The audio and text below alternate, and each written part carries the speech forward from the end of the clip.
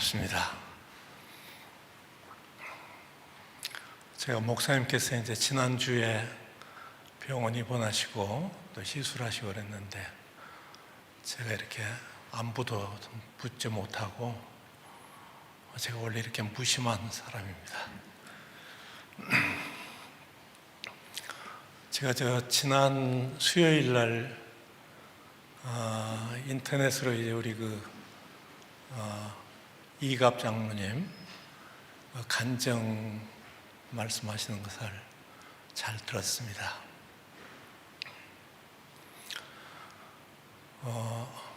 굉장히 감동적이었어요. 특히 이제 간증 말미에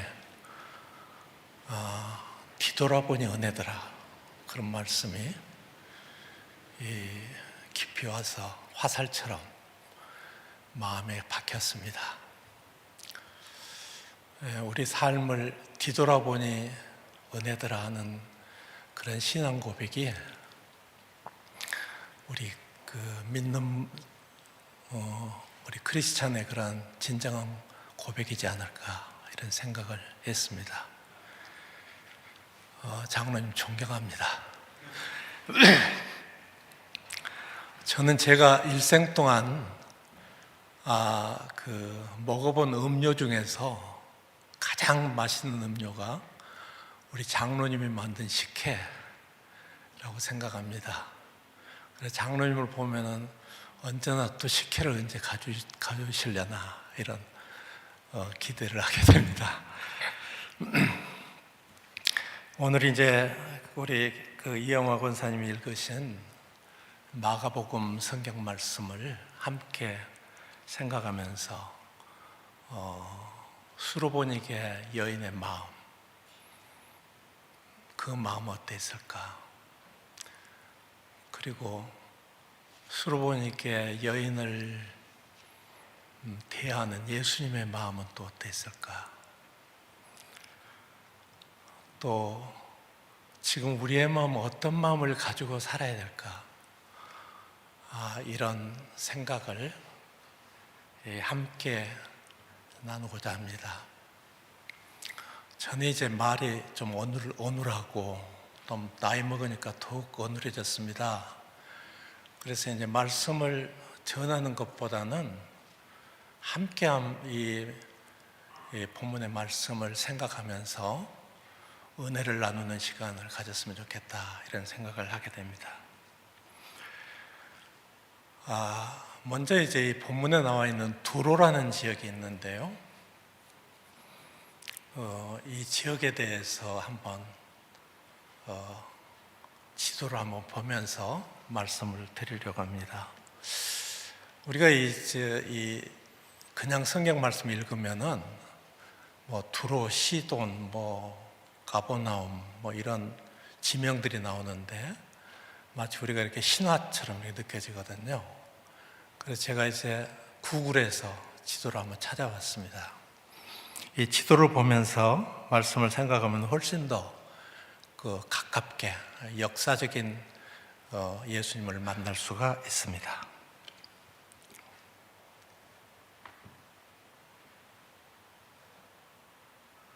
이제 여기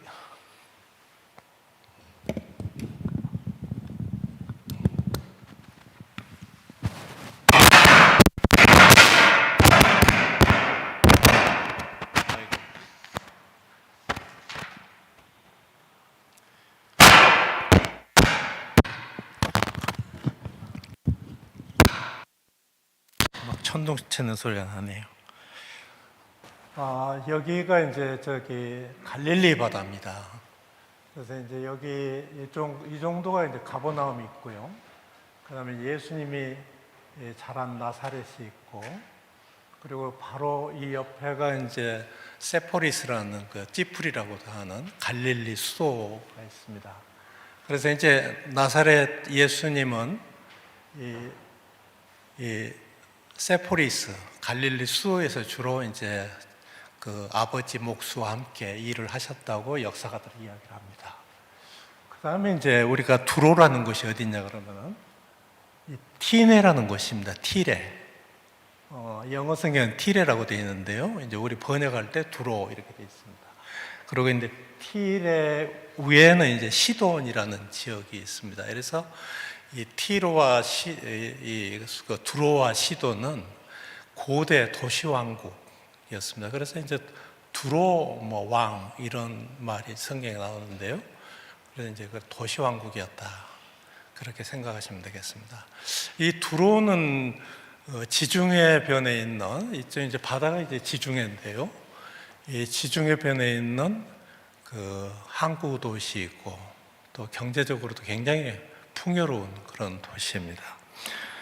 그런데 이 두로는 지금 이제 레바논에 있습니다. 이렇게 이스라엘에 있는 게 아니고 레바논에 있는데요. 이제 이 지역을 예수님 시대에는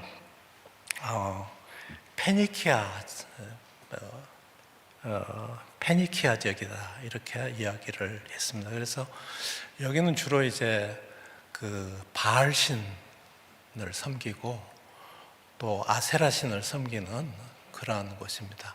지금 그 사진을 보시는 곳은 이제 그 바알 신전, 이제 바알 신전이죠. 예루살렘에는 예루살렘 성전이 있고 또 여기는 이제 바알 신전, 이방 신을 섬기는 그런 그런 신을 섬기는 곳입니다.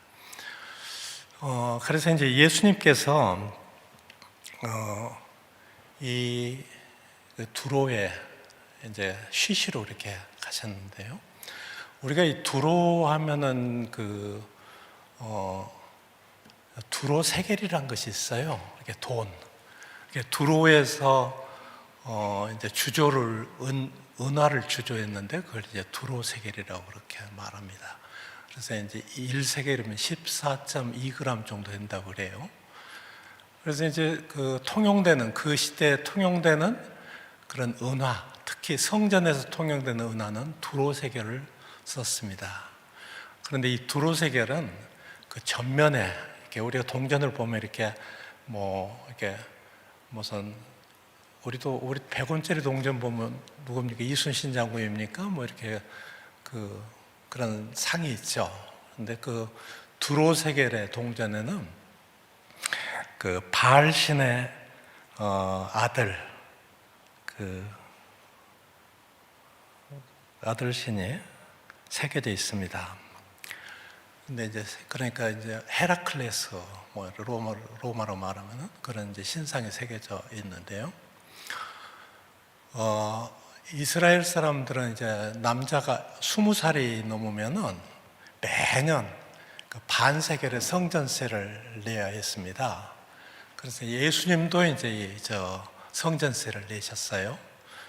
이제 마태복음에 보면은 그 성전세를 받는 사람이 그 베드로에게 찾아와서 말합니다. 너희 스승은 왜 성전세를 내지 않느냐, 이렇게 말할 때 예수님께서 베드로에게 바다에 가서 낚시를 던져서 제일 먼저 나오는 그 물고기의 입을 벌리면은 거기에 한 세겔이 나온다. 그러니까 이제 나와 너를 위해서 이것을 성전세로 내라, 이런 말씀이 있습니다. 이게 반세겔. 그럼 이제 반세겔은 어느 정도 되냐 그러면은 이제 달란트로 말하면은 그 2달란트 정도 이렇게 된다고 그럽니다. 그래서 이제 여기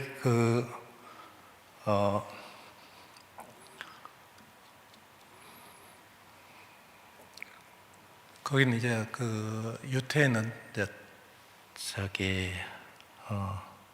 드라크마라는 이 돈의 단위인데요. 그래서 4드라크마가 1세겔 정도 이렇게 된다고 합니다. 그래서 이제 모두가 이제 성전세를 남자 20살이 넘으면 냈는데요. 이건 이제 예수님의 해당에서 이렇게 은전박문은 상인들을 채찍으로 내쫓는 장면이 성경에 나오죠. 그래서 성전을 이렇게 장사꾼의 그런 소굴을 만들었다, 그럼 야단을 치신 그 부분이 있는데요. 그때 이 세겔도 두로 세겔을 이렇게 환전하는 것입니다. 그리고 이제 가룟 유다가 예수님을 팔고 은 30냥을 받은 것도 두로 세겔을 받았다, 이렇게 그 역사가들은 이야기를 합니다. 그만큼 이제 이 두로라는 것은 경제 중심지고 또 휴양지고 또 이방신을 섬기는 그런 것이었습니다. 그래서 이제 예수님 본문에 보면 아무도 모르게라는 대목이 나오는데요. 그러니까 아무도 모르게라는 것은 예수님이 이 갈릴리 지역에서 사역을 하시고 피곤하시고 지치고 그랬어서 이곳에 가서 쉬려고 두로를 이렇게 방문하게 됩니다. 그런데 이제 이 수로보니게 여인에 대해서 오늘 함께 생각을 해보려고 합니다. 이 본문의 말씀에 보면은 수로보니게 여인은 헬라인이다 이렇게 이야기를 하죠. 그래서 여기에서는 이 수로보니게 여인의 이름이 나오지 않습니다. 그냥 수로보니게 여인 이렇게 이 이름만 나오고 있습니다. 그런데 이 수로보니게 여인에게는 어린 딸이 있는데 아주 불치의 병에 걸려 있는, 그래서 누워 있는 아주 어린 딸이 있습니다. 성경에는 이제 이렇게 더러운 귀신 들렸다 이렇게 이야기하는데, 그 시대에는 이제 현대처럼 의료라는 이런 게 없었죠. 그러니까 치료한다는 것은 우리가 성경에서 볼 때 이제 귀신 들린 자, 물론 귀신 들린 자도 있겠죠. 대부분은 이제 병든 자, 치료할 수 없는 병든 자를 귀신 들린 자 이렇게 이야기하고, 더러운 귀신 들렸다는 것은 몹시 아파서 불치의 병으로 치료가 불가능한 그 시대에 그런 사람을 이야기합니다. 그래서 어린 딸이 이제 불치의 병에 걸려서 누워 있는 어머니의 마음이 어땠겠어요? 우리 자식이 아프면 그 마음이 굉장히 내가 차라리 아프고 말지 이런 생각을 갖지 않습니까? 그래서 이 여인은 어떻게 하면 내 딸을 고칠 수 있을까 이런 생각을 했을 것입니다. 그런데 이 여인은 예수님에 대한 소문을 들었습니다. 병든 자를 고치시고 또 죽은 자를 살리시고 그런 분이라는 소문을 들었습니다. 그래서 이 헬라의 이 수로보니게 여인은 예수님을 꼭 만나서 내 딸을 꼭 고침을 받겠다 이런 생각을 하게 됐습니다. 그런데 이제 여기에 예수님은 쓰시는 말씀이 뭐냐 그러면 언어가 아람어거든요. 그런데 헬라 여인은 이제 아람어를 모르 헬라 말을 하는 것이죠. 그러면은 이 여인이 예수님을 만나기 위해서는 아마 언어를 공부했을 것입니다. 내가 언젠가는 내 딸을 꼭 예수님을 만나서 내 딸의 병을 치유를 받겠다. 그러려고 그러면은 내가 예수님과 언어가 소통해야 되지 않겠느냐. 그래서 예수님을 만난 날을 기대하면서 아람어를 공부했을 것이다. 이렇게 생각을 합니다. 이 아람어라는 것은 그 유대가 바벨론이 이제 페르시아한테 망하고 그 페르시아의 식민지로 오랫동안 있게 됩니다. 그때 쓰는 언어가 아람어거든요. 그래서 성경에 보면은 베드로에게 예수님이 이제는 반석이다, 개바라하라, 개바라는 말 아람어입니다. 그 다음에 이제 해당장 야이로의 딸을 이렇게 세울 때 달리다굼 이런 말을 쓰죠. 달리다굼, 일어나라. 이 달리다굼이 아람어입니다. 그리고 예수님께서 십자가상에서 나의 하나님 어찌하여 나를 버리시나이까? 엘리엘리 나마 사박다리. 이 엘리엘리 나마 사박다리 이것도 아람어거든요. 예수님은 아람어를 쓰셨어요. 그래서 이제 이 수로보니게 여인은 이 아람어를 예수님과 함께 이렇게 예수님께 내 딸을 치유해 달라고 부탁하기 위해서 이 낯선 언어를 공부했을 것이다 하는 생각을 갖게 됩니다. 그래서 이제 귀를 나발통처럼 열어놓고 정말로 예수님이 어디 계신가 늘 주시했을 것입니다. 그런데 예수님이 이 두로에 오셨다는 소문을 듣게 됩니다. 예수님은 아무도 모르게 쉬려오셨는데 보통 사람들은 예수님이 어디 계신지 모르죠. 그런데 이 여인은 늘 예수님이 어디 계시는가 꼭 만나야 되겠다 이런 그 갈급함, 열망 이런 게 있었죠. 그래서 예수님이 두로에 계시다는 소문을 듣게 됩니다. 그리고 이 여인은 먼 길을 걸어서 그 두로까지 오게 됩니다. 그래 예수님을 만났어요. 만났는데 이제 본문을 보면은 예수님께 간청을 합니다. 그런데 이제 마태복음에 같은 내용이 나오는데요. 여기서는 이제 가나안 여인 이렇게 나옵니다. 그 가나안 그 지역의 이야기죠. 그런데 예수님께 다윗의 자손이여 나를 불쌍히 여기소서 하면서 간청을 합니다. 예수님께서는 이스라엘 집에 잃어버린 양 외에는 다른 데로 보내심을 받지 않았다. 이렇게 박대를 받습니다. 예수님이 이렇게 그냥 그러느냐고 그래 치료일 줄 알았는데 그냥 간청하는데 나는 이스라엘 자손 외에 보내심을 받지 않았다. 이렇게 박대를 받습니다.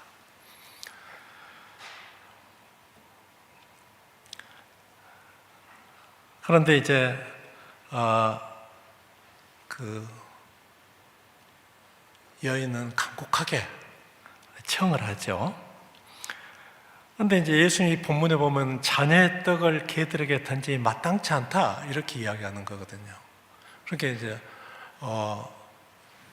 개 취급을 받는 거죠. 얼마나 그 인격적인 수모감 같은 거 이렇게 들겠어요. 처음에는 박대를 받고 그 다음에 개 취급을 받습니다. 그런데 이 여인이 대답은 옳소이다. 개들도 제 주인의 상에서 떨어지는 부스러기를 먹나이다. 이렇게 말씀하거든요. 얼마나 절실합니까? 그러니까 내가 개취급을 받더라도 나는 그 어린 딸을 기어이 살리고 말겠다. 예수님께 꼭 부탁해서 살리고 말겠다는 간절한 이 절실함이 이 성경에 묻어 있습니다. 제가 오늘 제목을 당신은 절실합니까? 이렇게 제목을 보았는데요. 우리는 이렇게 수로보니 여인처럼 박대받고 개취급당하고 그럼에도 불구하고 이렇게 절실하게 주님 앞에 나아가서 무릎을 꿇을 수 있는가 하는 생각을 하게 됩니다.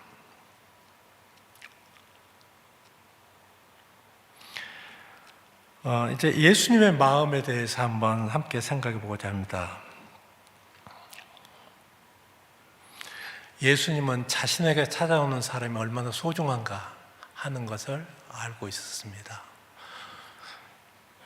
이 성경 말씀에 제가 이제 마태복음부터 이렇게 보니까요, 이렇게 문둥병자, 백부장의 종 고치시고 베드로의 장모와 또 중풍병자, 해당장 야유레의 딸을 이제 치료하시고 또 혈루증 앓는 여인, 소경가, 또 벙어리와 귀신 들린 자, 무수한 많은 사람들이 예수님을 찾아왔을 때 예수님이 그 한 사람 한 사람이 대단히 존귀하던 것을 예수님은 알고 있었습니다.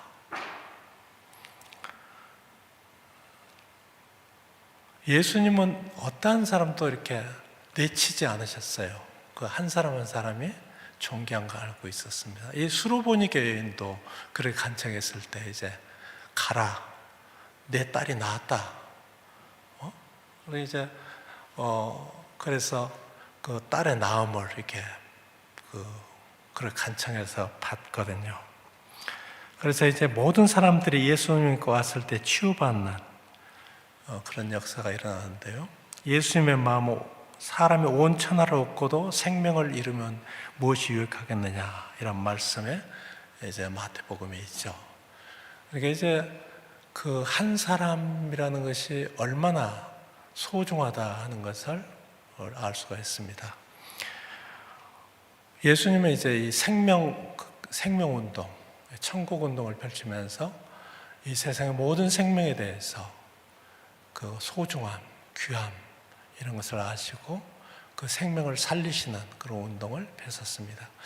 제가 이제 최근에 이렇게 시를 보면서 그 김현종 시인이라는 사람의 시가 저기 이제 화면에 이렇게 떠 있네요. 사람이 온다는 건 실로 어마어마한 일이다. 그의 과거와 현재와 그리고 미래와 함께 오기 때문이다. 한 사람의 일생이 오기 때문이다. 이런 그 시가 있어요. 굉장히 마음에 와 닿았어요. 아마 예수님의 마음도 뭐 그랬을 거라는 생각을 합니다. 한 사람이 온다는 것은 그 사람의 과거와 현재와 미래가 함께 오는 것이죠. 그 일생이 와 있는 것이죠. 여기 와 있는 우리 여러분들도 그냥 이렇게 와 있어도 좋고 와 있지 않아도 좋은 게 아니고, 여러분들이 와 있는 것은 여러분들의 과거와 현재와 그리고 미래가 송두리째 그 일생이 와 있는 것입니다. 그 모습을 주님은 보시고 있는 것이죠. 그리고 우리가 얼마나 소중한 겁니까? 저는 이제 그 과거에 이렇게 믿지 않는 사람들을 보면은요, 애를 태웠어요. 저 사람 뭐 이렇게 예수 안 믿고는 지옥 갈 건데 어떻게 하나 이렇게 애를 태웠습니다. 그런 내 마음이, 그런 애를 타면 내 마음이 지옥이에요. 내 마음이 편치가 않아요. 근데 제가 어느 날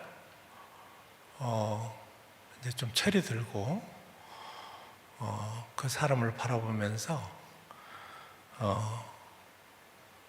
저 사람 속에도 저 우주 속에도 무수한 영롱한 별들이 빛나고 있으리라는 생각을 했습니다. 그래서 이제 내 말보다는 경청하게, 저 사람의 삶에 대해, 인생에 대해서 경청하는 그런 이제 자세를 갖게 됐습니다. 우리가 만나는 사람, 그 한 사람이 만났을 때는 그 사람의 일생 전체가 그 자리에 와 있는 것이기 때문에 대단히 우리에게는 그 소중한 만남이라고 생각을 합니다. 그래서 한 생명이 세상을 떠나는 것은 우주가 하나가 사라지는 겁니다. 한 생명이 세상에 태어나는 것은 하나의 우주가 이 세상에 오게 되는 것이죠. 그래서 예수님은 그 생명들을 그러한 우주, 그 우주처럼 이렇게 아끼시고 또 소중하게 이렇게 생각을 하셨습니다.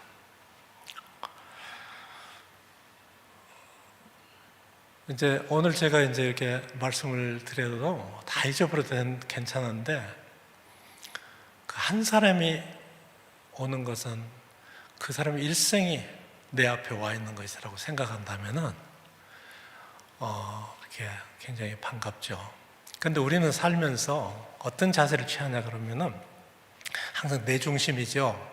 내가 태양이고 이렇게 모든 태양을 도는 위성들이, 별들이 이렇게 나를 감싸고 도는 거 생각하죠. 내가 위성이 아니고 내가 중심에, 내 주위에서 이렇게 모든 사람들은 내 주위에 있는 거라고 생각하는데, 내가 그 사람의 주위에 있는 것이죠. 그래서 굉장히 사람이 소중하다 하는 말씀을 드립니다.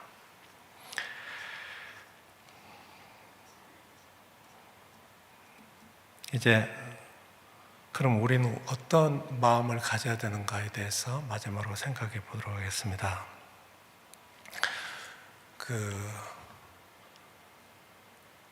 꽃이 이렇게, 우리가 꽃 이쁘죠.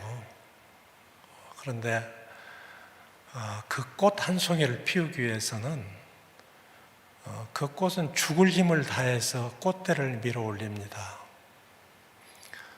우리가 바라볼 때 아름다운 그 꽃은 그 꽃에게는 죽을 힘을 다해서 꽃을 피우는 겁니다. 그래서 제가 제 시를 이제 한 편을, 이제 이건 발표되지도 않고 이 지난 한 주 동안 제가 그 썼던 한 주 안에 썼던 시인데요. 한번 시 한번 띄워주시죠.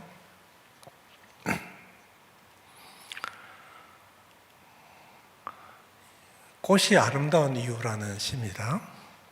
아프면 늙는다는데 아프다. 늙으면 아프다는 말도 맞다. 사흘은 아프고 나흘은 늙고, 꽃들도 아프면서 피고 아프면서 지는구나. 아픔이 꽃이구나. 이런 생각을 했습니다. 그 아픔이 꽃이다. 우리 마음속에는 다 아픔이 있죠. 사람마다 아픔이 없는 사람은 없어요. 그런데 이 아픔이 없다고 그러면은 우리가 간구할 게 없어요. 아픔이 없으면 우리가 위로받을 게 없습니다. 아픔이 있으니까 나음을 얻고, 그리고 우리가 위로를 받게 됩니다. 아픔이 있을 때 우리는 깊은 기도 속에 있게 되고, 또 예수님의 말씀이 우리 마음에 와서 이렇게 울림이 이렇게 굉장히 우리 마음에서 위로와 새 힘을 주게 됩니다.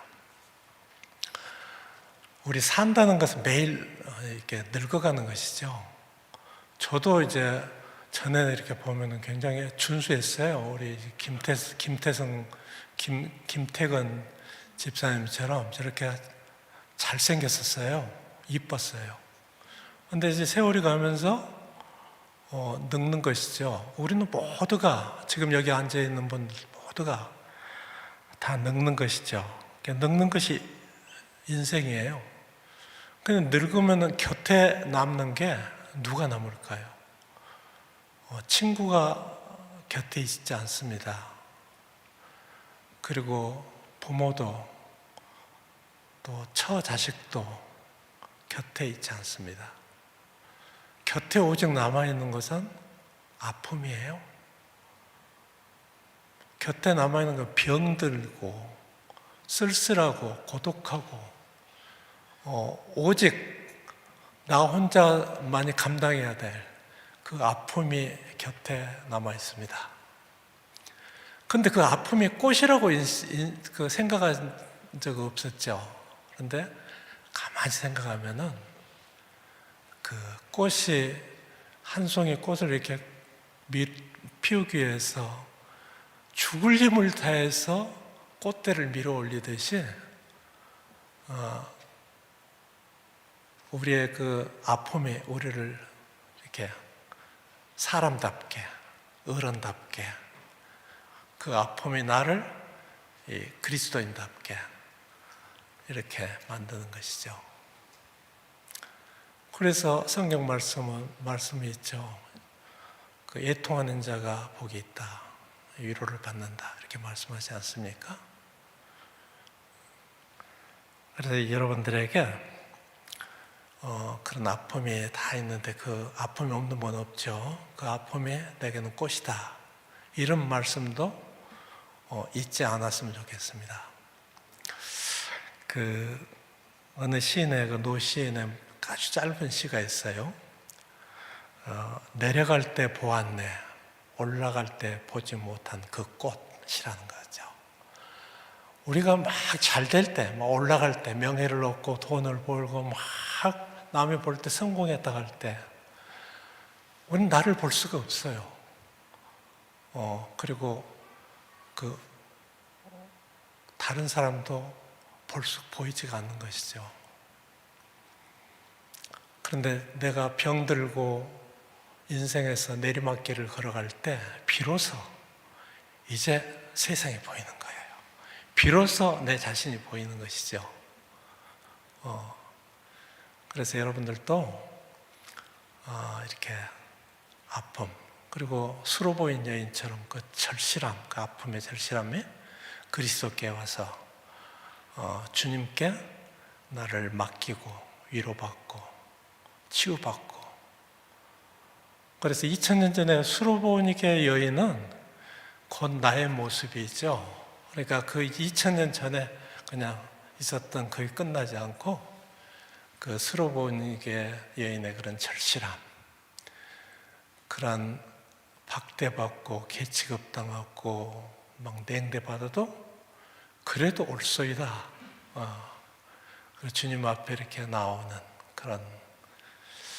그럴 때 이제 여러분들께서 그 은혜의 삶을 살 수가 있지 않느냐. 결론은 다시 이제 이갑 장로님의 말씀, 뒤돌아보니 은혜더라 하는 그런 고백이 여러분들 모두의 고백이 되기를 주님의 이름으로 소망합니다. 네, 기도드리겠습니다.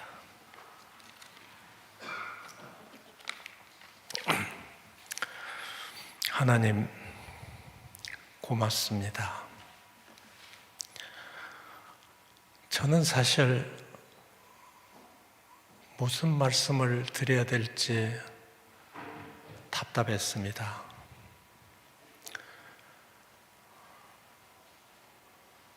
오늘 저희들이 이 마가복음에 있는 수르보니게 여인에 대해서 함께 생각했습니다.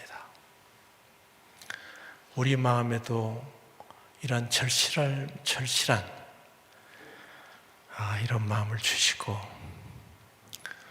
우리의 아픔이 우리를 성장시키고 우리를 주님 앞으로 한 발짝 나아가는 꽃으로 인식되게 하옵소서.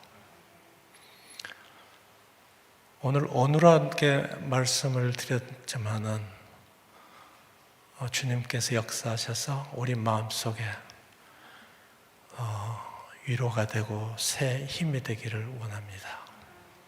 예수님 이름으로 기도드리옵나이다.